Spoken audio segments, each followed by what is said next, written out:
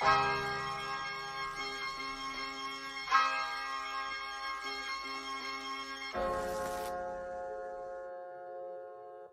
this is Nick. In the name of the FC SchalkeMerica team, I want to congratulate you on your 100th episode. Thanks for supporting us in the US, and hopefully there will be many more episodes of your podcast in the future. Glück auf! Out to the top. Ball still in play. Oh, what a goal! What a magnificent, absolutely stupendous strike from Kevin Kharman. Borovic through to Raul. Lovely chip by Raul. 4-1 Schalke.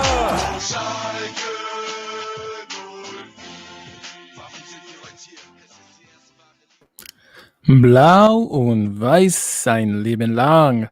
Hello, meine Leute. That phrase is never more important than it is right now after freaking an embarrassing defeat. This is episode 103 of the SchalkeMerica podcast. I'm your host, Richard Kharman. Joining me on the show, let's bring him right in. As always, a co-host, Jack Mangan. Jack, how are we doing on this Sunday evening?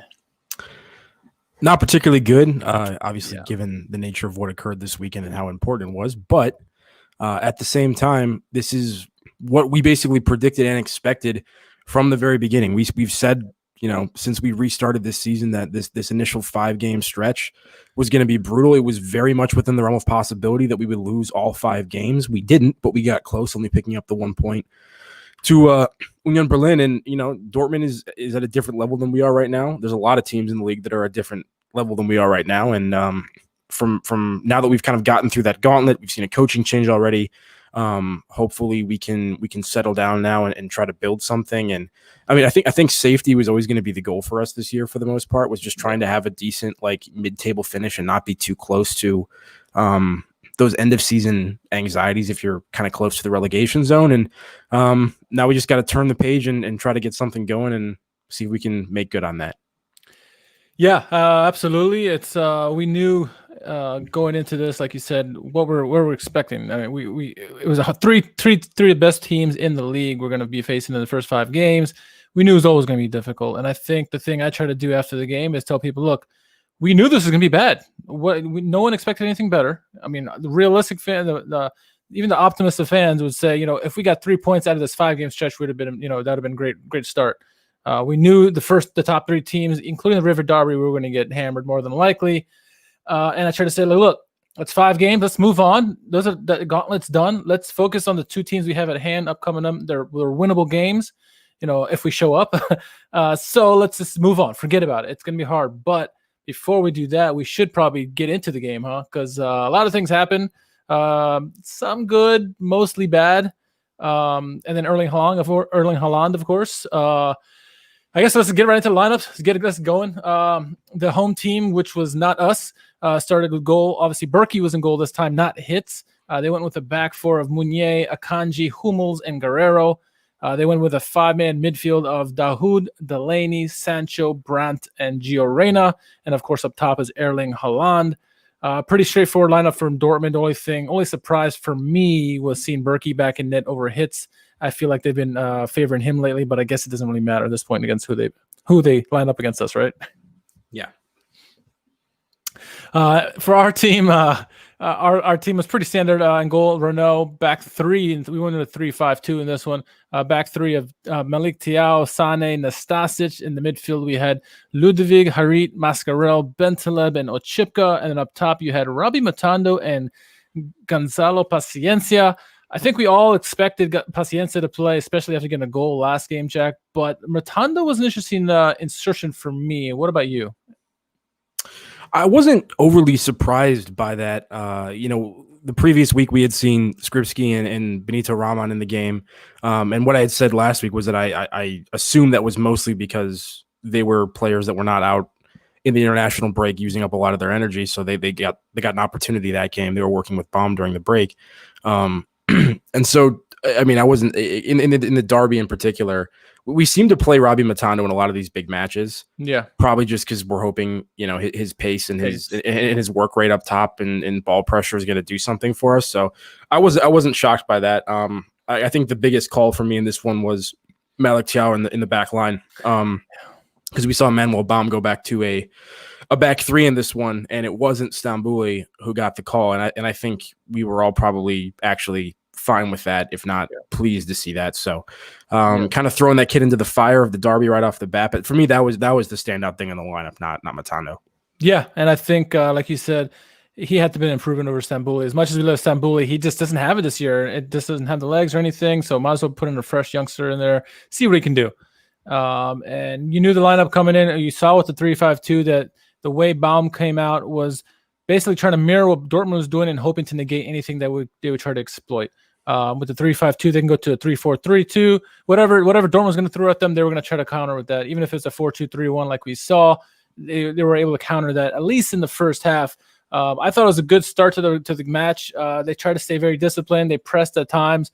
But what you saw throughout the first 45 minutes is they kept that central part compact. Very much like Lazio did in the Champions League this past week. Kept it in the middle compact and forced them out wide. And really, they had a couple opportunities in the first half. Dortmund did. But for the most part, we kept them out. It was probably one of our better halves in terms of defensiveness stout. Yeah, I mean, I think there weren't that many clear-cut chances, at least not in the first half an hour or so. Yeah, for the most part. I did think that compactness obviously hurt our ability to go forward because there seemed to be this massive gap between the two strikers and the midfield three. Yeah. So, I mean, the midfield three would usually be very, tight to the back line or the back five, but then there'd be this huge like no man's land where there's no Schalke presence. And so, if a ball was cleared, if we were on defense and we cleared a ball forward, and it's a 50-50 for, one of the attackers and it gets knocked backwards, like towards our goal, we have nobody in that area to go and be able to challenge for that. It's just like this wasted space. Yeah. And then it also became a problem with us trying to connect and build and get some possession going because people just weren't close enough to each other to make that happen. So I think it had benefits defensively, defensively in the first half, but was kind of like a two-edged sword in some ways. But it interesting look that he set us up like that. It seemed kind of negative, but I think he was just trying to hope that maybe we could survive. And for 45 minutes, it almost looked like that was going to pay off. It did. I thought, the two obvious things that stood out to me was obviously the ball retention. It seemed like Bentaleb was just giving it away left and right every time he got the ball. I mean, he wasn't the only one. And Paciencia looked pretty poor. I mean, he was expected to hold up the play and try to save it for some runners coming, and he didn't do a good job of that. He kept trying to take it 1-on-3 at times, and they just kept turning it over. But overall, fairly compact in the first half, and we escaped 0-0. And I think you asked most Schalke fans who are happy with that. I thought we had no width either. That was the other thing. It was partially that gap I was talking about where the midfield three aren't supporting, but Ochipka wasn't getting forward with enough consistently. Ludwig hasn't been doing that either. The ball would go up to Matano and Paciencia, and there'd be times where there's like 3 or 4 Dortmund defenders on one of our guys while he's trying to take something on the dribble, and it was just never going to result in anything. Yeah, and I think another glaring thing for me was how much faster they were than us. As much as we had no width, we had no nothing, but we definitely didn't have any pace. Anytime it was like a loose ball, they would beat us to the punch every time. It just seemed, again, as we did, I think it was against maybe Union Berlin, that other team is always going to be faster than us, and that's a glaring weakness for us. We'll get to some comments and questions later about what the weaknesses are for the team, but that jumped out to me for sure. But 0-0, going to halftime, we were thinking, okay, maybe this is going to work out. We're going to park the bus and maybe salvage out here somehow with a draw. That's about as long as that thought lasted. Second half opened up. They get 3 goals. Started out with Manuel Akanji. Some good work on the right-hand side, I think, between Sancho and Guerrero. Guerrero gets a shot off, saved by Renault. Akanji gets the rebound, goes right underneath the arms of Renault. 1-0. I thought in that particular play, Thiaw and Nastasic were very slow to react after that, Jack. A gut punch right there early on in the second half.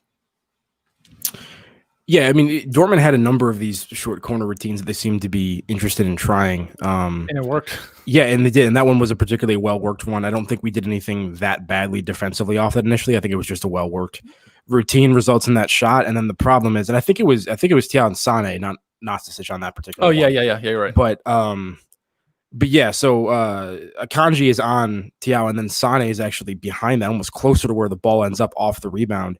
And yeah, he just reacts faster. You know, it's a loose ball. We have two guys that should be in position to challenge for that or get it. Neither of them do it. And you let a center back, you know, score with his feet in front of goal, which is a pretty cheap way to concede. It is. And, you know, just when we thought things were going to be bad right there, we thought the floodgates would open. They sort of did. Just 6 minutes later, that man, Erling Haaland, pretty much this is all his goal. I mean, he just showed what kind of beast he was. He kind of overpowered Can Bazduan, gave it to Sancho, went on a run. Sancho found him again on that run, and they made a great little chip over Renault. Great goal by him, but we could have done a lot better. I mean, Ochipka gave up on that. Nastasic seemed like he wasn't even ready for this run, even though he could see it from 40 yards away. Yes, thank you. Bazduan got out-muscled. Granted, he needed some help, but still, I mean, Haaland pretty much set up the whole play. He was holding the ball for like 10 seconds before he gave it to Sancho. You can go on that goal. Yeah, and this goal had been coming for a while in the sense that Erling Haaland had been making similar runs all game and kind of been looking for chinks in the armor. But this goal is a perfect example of what I said, at least what I believe I said last podcast, which is so much of what he does isn't genius or overly complicated. He just makes runs with consistency and commits to them. And it's simple stuff. I mean, like, once again, it's exactly what you said. If you look at this play, I think it's Bazduan kind of stops the forward progress. Haaland has to circle around. He lays the ball off. Now, when he does that, there's like a 15, 20-yard gap at least between where he's standing and where the back line is, and ultimately where Nastasic is, which is where he makes the run. He takes off in a straight line. Yep. Doesn't do anything weird. He runs in a straight line, and Nastasic could see it coming the entire time, and somehow still is caught out by it, and is ultimately like diving, and reaching out for. I'm sorry, I'm like moving away from my mic, like moving around as I'm demonstrating this. He's ultimately like diving for this, as if he was unprepared for it when he could see it coming. But this is exactly what I'm talking about. Like, this is what Erling Haaland does. He makes these runs, and sometimes it's very simple stuff, but he does it with such conviction and like in determination. And it gets the ball through, and then ultimately just a ridiculous chip over Runov. It's a ridiculous finish. So yeah, it is. Props to them. I think we made it far too easy for him to get in behind, but that's what he does, and that's why he's a great player. And he can get the end product as well. Yeah, and I think the one difference between him and most strikers is his first touch to get that. As soon as you get the ball, it's brilliant. Most strikers would fumble it. Paciencia, if he got it, probably would fumble it before you never get the opportunity to shoot it. Anyway, so 2-0, just like that. I mean, in a matter of 5 minutes there, and we knew at that point it was over. The question is, how much are we going to give up? We held on for dear life. Possession wise, it was a landslide in that regards. They would get a late goal in the 78th minute through Matt Hummels off a Guerrero corner kick. Make it 3-0. Poor marking there, and I don't remember if it was initially Ludovic, and I think maybe Malek Tiao picked him up. Maybe it was Nastasic. So Nastasic was supposed to be man marking Hummels, and Hummels allowed them to get split. But I think by moving into wherever Tiao was, or could have been Ceane, I forget. He used somebody to pick him, but Nastasic never maintained body contact with him. Totally lost him. Ended up taking like a step or two closer to where the kick was taken than he probably should have. So he was moving backwards into that challenge, and just was at a disadvantage the entire time. So another poor defensive effort for him there. Part of the reason the 3 goals are ultimately very frustrating is because 2 of them are pretty cheap, bad defensive plays, and you allow 2 center backs to score. It's what we said a billion times on this podcast, is what I brought up again last week, which is that Haaland goal. Even though I think Matai Nastasic did a bad job on that Erling Haaland goal, that's still a very skillful play. Yeah. And it's coming from open play, and it's a great finish for him to make and execute it. The other 2 are off of set pieces, and it's for me, it's too cheap. You can't give Dortmund those kind of opportunities. It's too easy. So disappointing, but what are you going to do? We kind of expected that, didn't we? Going into it, ultimately. We kept it from scoring 4 goals, I guess. That's one thing. But shot of it. Save us the jokes, right? Yeah, exactly. I mean, shots, it was as one-sided as any stat you look at. Shots, 18-3. Shots on target, 7-0. Possession, 75-25. They had almost 600 more passes than we did. and their pass I think accuracy. they had like almost 800 passes, and we had like 250, like somewhere in there. Like, I mean, just ridiculous. Like, and that many more passes, they still had 20% more pass accuracy than we did. That's how bad the possession was in the game. And I think that's the most we're like 75%, right? Somewhere like that for pass accuracy, 75%. We had 70 at 89. I mean, gotcha. That's disgusting. And so I mean, something else to consider: passes per defensive action. So for those who are not familiar with that metric, I think it basically tries to describe like how active your defense is. So it's basically saying how many passes do you allow the opposition to make before, as a defense, you either commit a foul, get an interception, attempt a challenge, or actually complete a tackle. So not even necessarily make a tackle, attempt a tackle. I think Schalke's passes per defensive action this game was like 21. We were allowing Dortmund 21 passes per defensive action, and Dortmund's was like 7.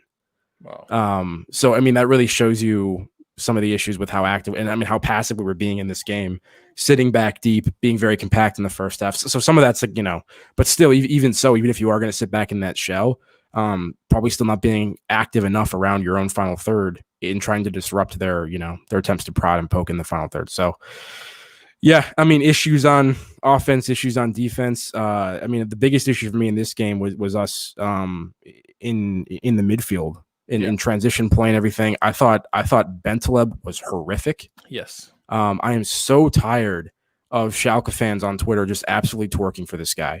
Like he's been inconsistent with his commitment. I understand that he is on his day a fantastic player and one of the more talented guys in the squad. I don't dispute that at all. And I don't dispute that he's had good performances, but he was terrible today. Yeah. I mean, every time he picked up the ball, and once again, I understand it. People aren't necessarily open or nearby him. It's not easy to complete passes for anybody in this team right now. But missed passes he absolutely should have made. So he was inaccurate with them. He would just hoof long balls up directionless immediately and just give possession away. And it's not even like he was near somebody who was making runs. Just terrible. So I'm kind of getting into like player grades now, transitioning a little bit. Just a couple comments I wanted to make if that's okay with you. Harit, the one thing I will say for Harit is I thought he was defensively engaged for pretty much the entire game. He played. I'm just saying, like, I feel like as the team goes, Harit goes. So if Schalke's playing well, Harit's probably playing well, and he's pretty energetic and pretty engaged. And if we're, in the midst of a really bad run of form, Harit tends to be a little bit more low energy and, doesn't really seem to be putting in quite the effort, and his performances certainly dip. I thought at least today, despite the fact that we were playing so poorly and barely had any possession and we're losing, I thought he was at least defensively engaged and seemed to be kind of like hustling to his spots to apply pressure. So that to me is a good sign, at least that he has, Manuel Baum has his attention and maybe has the attention of some of these guys, and they're at least putting an effort in at this point, which you would hope, under a new regime this early. But, so that was like one positive thing I could try to spin from what was ultimately a bad performance. Now, do you think that being so engaged defensively took away from his offensive contributions? Because I didn't find him do anything offensively with the ball. Like I said, he was definitely engaged defensively, but every time they had the ball for whatever few seconds it was, he just wasn't around at all to do anything. And a couple of times they did get into the box for Dortmund or in the final third, but still. Not many of the guys were doing anything, and then eventually, like you said, crazy through balls that would not go through 3 guys. They still attempted and turned it over and went the other way.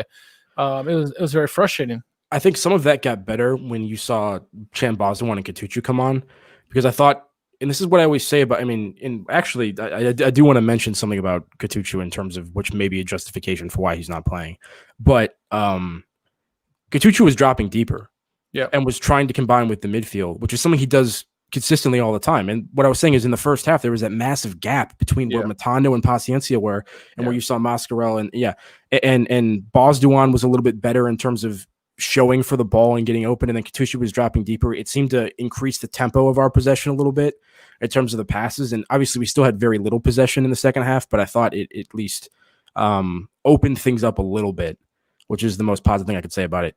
As for Katuchu, and I say this as a man of considerable mass myself, so I feel like I have some authority on the topic. Guy looks overweight. He does, doesn't he? Or is it either his jersey's really big or he gained some weight? He looks like he may have not stayed on top of his fitness during the preseason or during the break or whatever. He looks like he had lost a step. He looked like he was a little bit heavy. Maybe that has something to do with it. If that's the case, he looked very slow. He did look very slow. Yeah, and I still thought he was like lively in terms of his energy levels and was still trying to do stuff. I just, I will say that. So that was, I guess I hadn't really noticed that during preseason or anything. We never saw him. But there you go. So maybe that's part of it. And if that's the case, I can't really complain about it. But at least we saw, him play those cards relatively early on. Something we've talked about with Wagner previously is just his refusal to make substitutions until the last 10 minutes of the game. And at least Baum is changing things up and trying things. Yeah, and we at least wait or not. I know Katucha did score for the U23s the week before, had a goal and assist, I think, in that 3-0 one that they had. But that's an interesting take, and I did notice he was slow, and that's a good catch. I'm gonna have to pay closer attention now to see if that is the case. If that is the case, that's not being a professional. You need to get back into shape and try to get your place into the team, especially when you got a new regime here. So. It's interesting, playing. I get the mentality of trying to play park the bus against a team that's so good offensively, but that tactic only works if you can counterattack with pace, and we don't have that pace. So it seems like we're gonna get the we can't even connect 2 or 3 passes to initiate a counterattack. Yes, we can't even launch them. No. Yeah, so I agree with you. I understand exactly what you're saying. That's a legitimate strategy to employ. But we're so inefficient right now in possession that we can't even launch a counterattack because almost every time we pick up the ball, it's hoofed away or there's no one open. And it was a huge problem all game long. And a couple of times I did see guys like Mascarell or Chipka try to do a cross pitch, change the play, change the side of the play, and try to get someone over the top, like Robbie Matondo especially. But the pass was never strong enough to get over over Hummels or whoever's on the left hand side, and it was turn it over immediately. It was a decent idea. A couple of times it did get it over the top, but it was way too far, and either Berkey got it or went out of bounds. So, overall, it was just poor strategy. Do you know what our crossing accuracy was according to Y-Scout? -20. Not applicable because we attempted 0 crosses in the game. Wow. Which shows you, one, how infrequently we were in a position to really play those, but also, 2, the lack of width we had. Everything. We were just non-existent. We had 2 shots, no crosses. There was nothing happening offensively for us. And the funny part about that is, one of our opportunities that we had, the Paciencia shot off of that flicked on Matondo header, which was actually a nice moment for us. At that point, it was still 0-0. Yeah. And if we had converted that, and then Matondo had that back heel off the corner kick immediately after where he was offside because Ibisevic hasn't been able to overrule the training that Bergstaller put on Matondo so far. But But at that point, if we had scored, we actually still would have been in the league. It was really, a second half collapse. But you can't expect to go to Dortmund and get a result, not even a win, but a result if you're going to attempt 2 shots in the game. It's total non-football. We're not playing football at all at the moment. We're not passing. We're not doing anything. We did not look like a Bundesliga squad in that game. It was just pretty poor all the way around. Renault had a couple of big saves, but what are you going to do? You're not going to help. He's not going to help either. So it was a poor game. And people said, after the game, oh, how can you be so positive? It's considering watching the game, I'm yeah, but look how we did against Union Berlin last week. There was improvements, and all we're looking for is some improvements to build upon, some building blocks, and go from there. I don't even necessarily think it's positivity from the 2 of us. I think it's that this is what we said was going to happen. Yeah. This is us. From the preseason, we said this. Yeah, we're not trying to be fatalistic. We're not saying, oh, we're going down, we're going to get relegated. We're not being defeatist in that perspective. But we're saying this opening schedule is tough. We don't believe that Wagner's going to have the team in a position where he's changed much. So this is what we expected. And anyone who's going into this game, I know it's the derby, anything can happen. But Dortmund is a better team than us. They should beat us 3-0 probably right now. Yeah. And you can't argue with the result on the balance of the play. We didn't deserve anything from that game. No. We had a decent first half, but only decent in the sense that we didn't allow them many opportunities. We did virtually nothing offensively. It's very, hope for a 0-0 draw football type stuff from us at the moment. I forget who I was talking with before the match on Twitter. I think it was on Twitter, and they were talking about how this is probably the least talented team we've had going into a derby. The biggest disparity between the 2 teams, right? Since probably the year that we almost won the title and Dortmund beat us in the last game. That's probably the last time that the teams have been so far apart talent wise. And it was. I mean, anyone could see that this was going to be a disaster of a game for Schalke going into this, and would needed a miracle to come out with just a draw on this. And we saw, Lazio did some things in the Champions League that maybe Schalke could have drawn from, and I think that's why they went with the 3-5-2 and played so compact. But you still need pieces to make that work, and they don't have that at the moment. And not keeping the ball is the biggest thing. Like you said, the midfield, not holding possession, not creating opportunities. It's just a recipe for disaster. Yeah, and it's hard for me to believe that it's the talent level necessarily or the coaching. It's like you're telling me that if Ben Slib's on a different team or Harit's on a different team, they're still going to be incapable of like completing passes in the midfield. Yeah. It could be psychological. The confidence and the psychology of this team could be entirely so shot that like they just. Baum was seen with the team psychologist after the game. Was he? Yeah, Monday. Today at training, you saw him in the practice, and he was on the sideline talking to the team psychologist. Yeah, whatever. I don't know what date it is anymore. Monday, Sunday, whatever. But he was today seen at the training pitch with the team psychologist talking to him and stuff. So it must be that, like you said, because these guys are they the most talented guys in the world? No, but they got some talent. They can make some passes. They did some pretty decent play last year, in the beginning of the season. So it has to be a mentality thing. And, like I said, a goal goes in and they drop their heads typically. That's not a good mentality to have. You want to have that fighting mentality and want to get back into it and try to fight to get that goal back, which we kind of saw in the Union Berlin match last week. But for the most part of the season, anytime a goal goes in, head goes down, more goals get in. It's a vicious circle for us at the moment. Anything else on this game you want to talk about before I get into the comments and questions? Because there were some. Yeah, I don't think so. I think it's still fairly difficult to judge what Pacienza is doing for us so far, just because, it's always going to be difficult to, strikers, generally speaking, are primarily judged on the balance of their attacking play and what they do in terms of those contributions. When we don't have the ball, it's hard for them to affect the play. So it's hard for me to really come up with how I feel about those guys. But defensively, there's still individual mistakes happening too often. Still some problems with alertness in terms of, once again, the reaction to the Guerrero deflection or the reaction to the Holland run on the Stacha's play, all these kinds of things.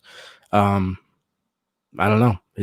We're in a tough spot, but now we just got to take an opportunity to play some teams that are off to a slightly slower start. I mean, honestly, Stuttgart's not. They're pretty high up the table right now. They got 8 points so far. Yeah. But Wolfsburg's like mid-table, and Mainz is obviously bottom of the table. That Mainz game is going to be huge, and I hate saying that, but if we could get 3 points in that game, that's big. It's going to give us a little gap between them, and a lot of people figure that they're going to be at the bottom, come the end of things. So, it's just we just got to move on. I'm not that upset about this game. And that's the damning thing with the whole thing. Yeah. No Schalke fan is pissed off about this match because we're so desensitized to it now. We're like, oh, we're gonna lose, so who cares? Whatever. I mean, and a few years ago, 10 years ago, if we lost the game, we'd have been furious for a week. And it's not even the case because we're just like, we knew we were gonna lose. We suck anyway. Whatever. And yeah, but once again, I for at least for us, I feel like it's not that level of defeatism. It's mostly just us looking at it as unbiasedly as possible and saying, this is where the squad is. We're probably not going to win this game. Yeah. But what we're saying for the future is Stuttgart, we might have a chance, and Mainz, we certainly have a chance. So let's see how it goes. It's not over yet. It's a bad start to the season, but we've had worse starts to the season a couple times within the past few years, technically.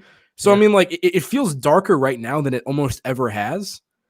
And it's kind of funny because it actually isn't even the darkest start that we've had to a season recently. No. But it's sad this is happening this consistently. Yeah, it's true.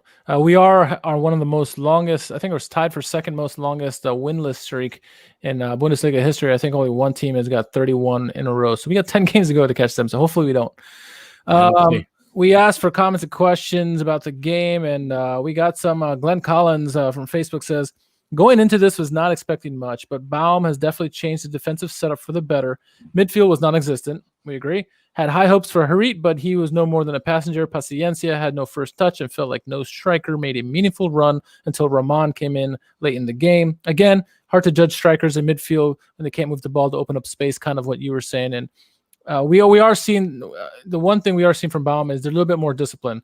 We saw that against Union Berlin. We saw a little bit in the first half against Dortmund, and can't really judge him on Leipzig because that was 2 days notice on that. So I agree with that sentiment pretty much wholeheartedly. How about you?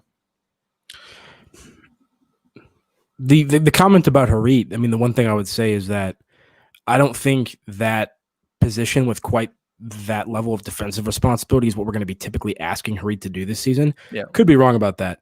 What we saw in terms of, a shape and sort of an approach and setup is not what I would expect Manuel Baum to be trying to get us to play more often than not for the rest of the season. I feel like this was a reaction solely to the opponent and the occasion. Yeah, trying to be as negative possible to try to eke out a result. So yeah, Harit wasn't involved, and the midfield in general was terrible. But I don't think Harit's going to be playing, an RCM with a lot of defensive responsibilities as his primary role going forward. Yeah, Baum is more known for a 4-2-3-1 type of midfield as opposed to 3-5-2. So there's that. Next question or next comment 10 question, I guess, is from Paul Forrester. He says, he's talking about how the discrepancy between their shots versus our shots and this and that. Ultimately, he says, completely we're schooled in every measure. Where do you see the best opportunities are for improvement? And the second question is, I guess part of that is maturation of the young players, buying into and gelling into a new system, playing time. What do you think, Jack, are the best areas for opportunities for improvement in this team? I mean, I think you'd have of those options. I think it would have to be us really gelling in and buying into whatever system Manuel Baum's trying to implement. Yeah. Because it's so dysfunctional right now that I think, even a 25 or 50% improvement in that area would have significant impact on what we're seeing on the pitch, more than just, maybe getting an extra 10% out of Matando or Katuchu or Ludwig or somebody like that. Yeah, I mean, I still think it's important for us to play the youngsters and get them involved and have them rotating into the squad on a consistent basis. But yeah, more than anything, it's that I hope that Manuel Baum's able to get his ideas across and get them to buy in and adopt a new way of playing and, improve things that way. I agree, and I think as part of what either Stefan Freund or Phil Bonney said on the telecast is that he needs to work on their cohesion. Once they become a cohesive unit, things will improve. They'll be gelling into the system and that kind of stuff. They're not playing as a team whatsoever. They're not really fighting for each other just yet. And I think once they all buy into the system, I think things will start coming, start going their way a little bit more. The younger players will improve with game time. I do think that, but it's some of the veterans that need to be shaping up and getting better as well. I mean, look, we just talked about Bentaleb and Ochipka and some of these other guys had pretty bad games overall, and they're past their peak at this already. So, I think it's just if they can gel into the system, all buy in, then maybe we'll see some improvement with this team. Some of the other ways it might help, but this is probably the number one way that the team will improve, I think, going forward. Do you think it's time for Hamza Mendel to get a shot? Why not at this point? I think it hurt me when I heard that Ut would be out of the game for this one, because at least he would have been some spark maybe. Watching the game now, it probably wouldn't have mattered at all, but might as well give Hamza Mendel an opportunity. He's got pace at least, right? He's got to be faster than half the guys out there, so why not? I don't want to see him as striker, but I'd like to see him. Just see what he's got. Yeah. I mean, I don't think that this is a reaction to Ochipka putting in a particularly awful game or anything like that. And I still rate him and believe that he's a player who can put in a solid shift and be a dependable option. Yeah. I just feel like so far this season, what he's brought in possession and going forward offensively has been a little bit less than what he's brought previously. Maybe the stats won't bear that out. That's just kind of a feeling I've been getting. And I feel like at the moment we kind of need something. We need anything. We need some spark. And he's played basically every minute for us so far, and I wouldn't mind rotating somebody else in. And yeah, as critical as I've been of Hamza Mendel in the past, I think it's time to give him, at least 60 minutes in a game to start off and see what he can do, and then go from there. This next comment is from Misha Henschel, and I'm going to try to do it justice. It was bleh! That was the comment for the game. So Joseph, Joseph says first half was okay, second half effing disaster. Schalke spirit in shambles, not Baum's fault or Naldo's. It's the team's fault. Do you agree with that? Yeah, I do. Because what happened to David Wagner is very reminiscent of what happened to Domenico Tedesco.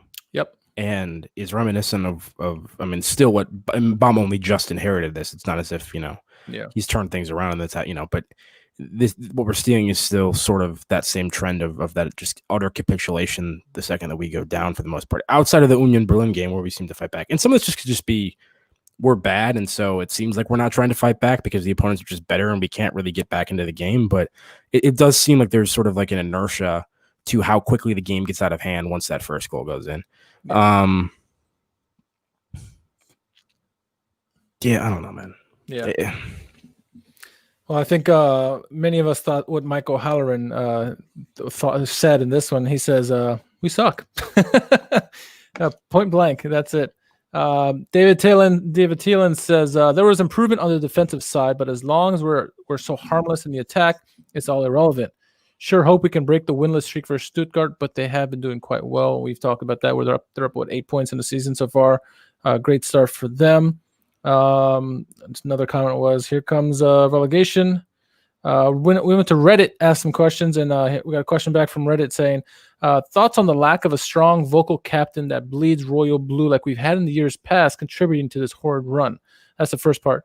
I don't know. I mean, maybe. Naldo's now there on the sideline, which is going to help. But Stambouli been there for a while. You think they'd listen to him? Mascarell can only do so much, I think. That could be it. It's what we thought Fairman was going to be this season. Yes. Which was a huge part of the reason why he was going to be brought back and given the opportunity to start again, was so that we have that on the field leader who has a long history of being in that role and also just being with the club. Unfortunately, he had that injury and Brunov has replaced him. And honestly, Brunov might not give him his job back, depending on how he continues to play. I think it's certainly up in the air, at least. I think re-signing Benjamin Stambouli was a move that was sort of in that direction as well. Only problem with that is, the early returns on Stambouli this season are showing that he's not good enough to be on the field, and it's hard to have an on-the-field captain when he's on the bench, and justifiably so. So yeah, we have an issue, and obviously you can't rely on.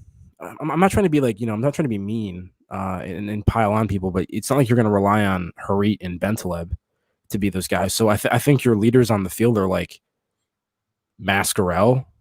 Yeah.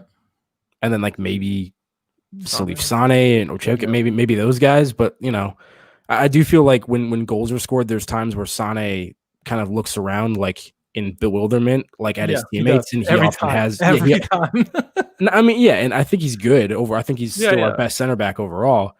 I just feel like, he points the finger a little bit and doesn't look at himself. So I don't know if he's necessarily the right guy. Yeah, it's a tough situation. You wish you had some super experienced veteran presence who had been at the club for 15 years that was on that. That's why Fairman was closest to that. We just don't have it at the moment. And and there's guys that, once again, that are on loan. So there's a lot of people that aren't even actually part of the club that are getting minutes too. They don't have that investment because they're not here long term. It's a tough situation, Brian. Oh, by the way, Rudy got his second assist in Don't.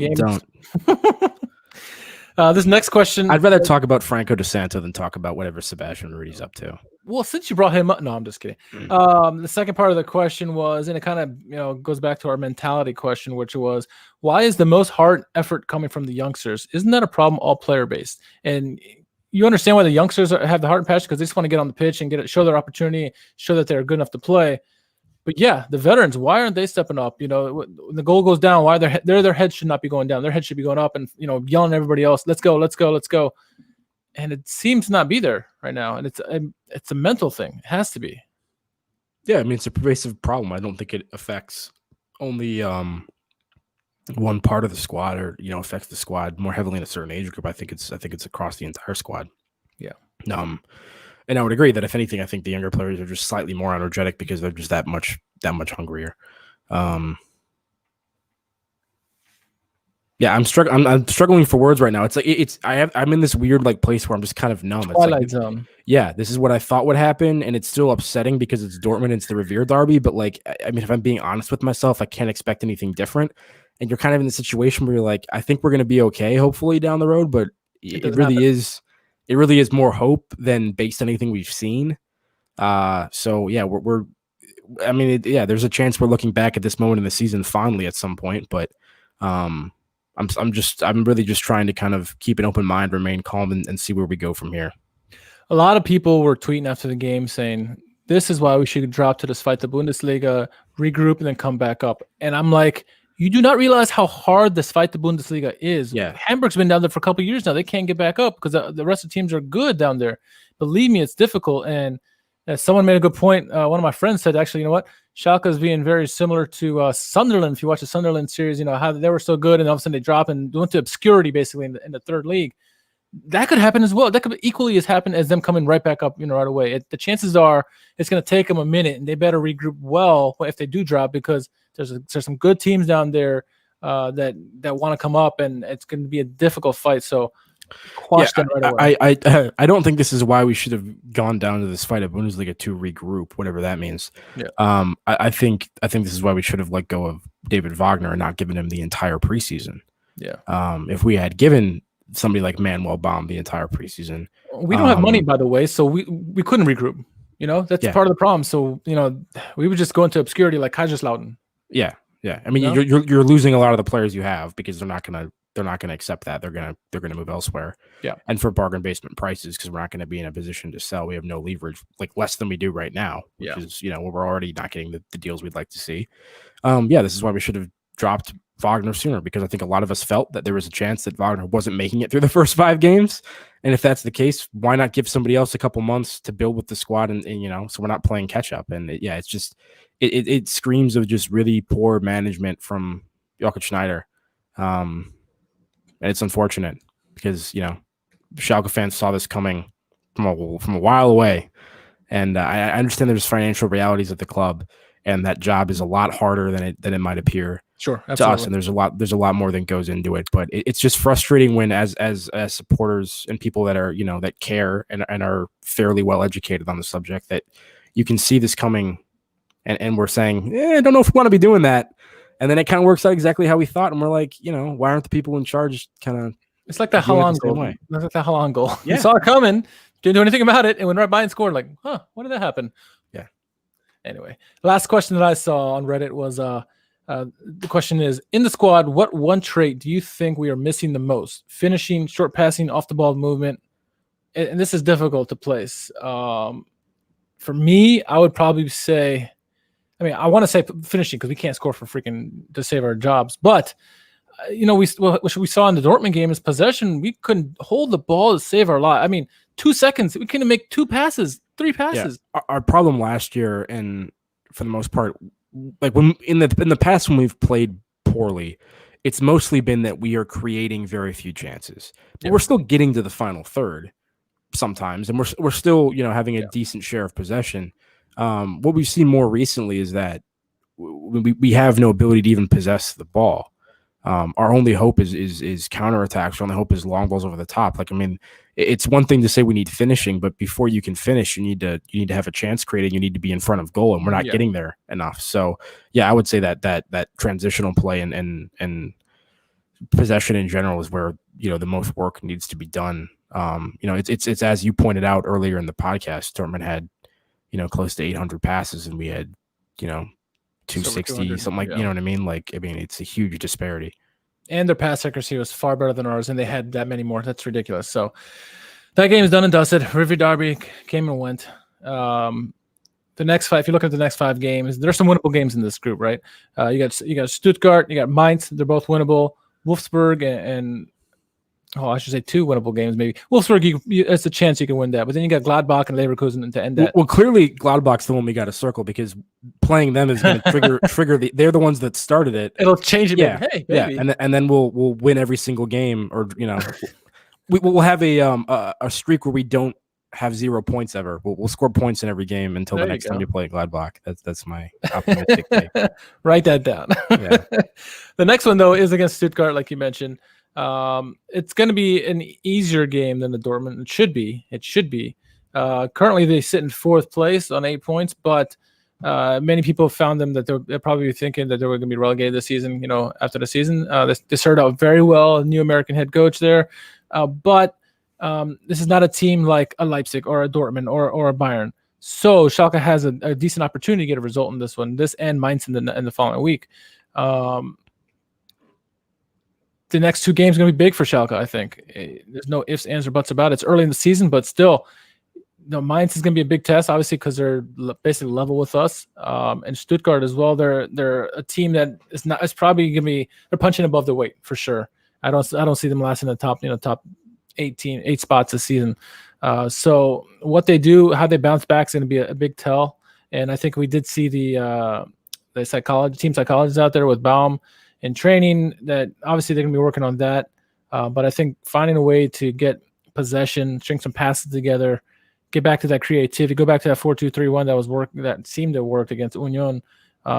Just try something, because what we saw against Dortmund was not cutting it whatsoever. Yeah, the Stuttgart game, just because they're newly promoted, you would think it would be easier, but obviously they're off to a decent start.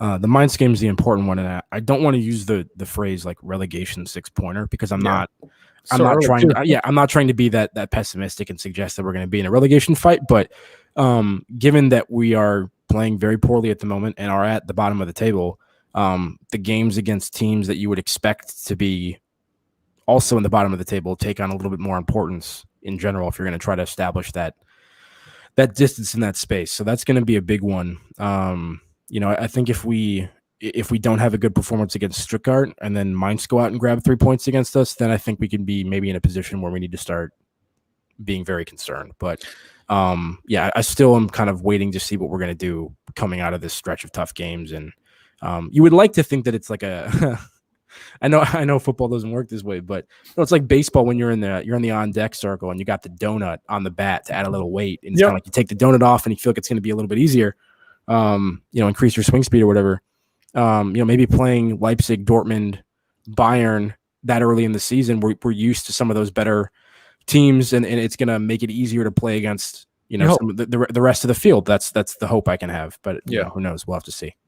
What little positivity I guess we can take going into Stuttgart is they just played Cologne, and they drew them 1-1. Cologne basically in the same spot as we are. They're a struggling team as well. Stuttgart do play in the 3-4-2-1. And you look at that game, the possession was almost 50-50, slightly towards Stuttgart, but the shots, Cologne had so much more shots than Stuttgart did, and so maybe there's an opportunity there defensively that we can try to get some crosses in, a cross in for once, and try to get an opportunity to score. But they're gonna have to play a lot better, possession wise, ball possession, pass creativity, and all that stuff to have a chance and give Paciencia and Ibisevic and whomever else is up top an opportunity to score some goals. That's all we can ask. Yeah. And it certainly figures to still be kind of a rotating cast of characters up there. So there would seem to be a lot of guys that are going to have an opportunity to make that difference and secure a spot. So maybe Manuel Baum's going to keep plugging new guys in until we start scoring some goals and see how it goes from there. Yeah, and there's also the one cloud that's hanging over all of this is with the second wave emerging in Europe now. Spain just went into another state of emergency there. Who knows if the Bundesliga is going to see the whole season out, right? So that could be the one saving grace, but we're not going to hope for that. For hell no. But it figures to be a very long winter in America, and there's a chance that it could be a long winter in Europe as well. So hopefully not, but we'll see. Yep. Yeah. Anything else you want to wrap on this before we go? Because it was just a horrid weekend. Keep the faith, y'all. Try to stay positive. Support the team. Not get too down. Not get too defeatist. Let's try to give Baum a chance. Still back the players to whatever extent we can. Yeah. No, I agree totally about that.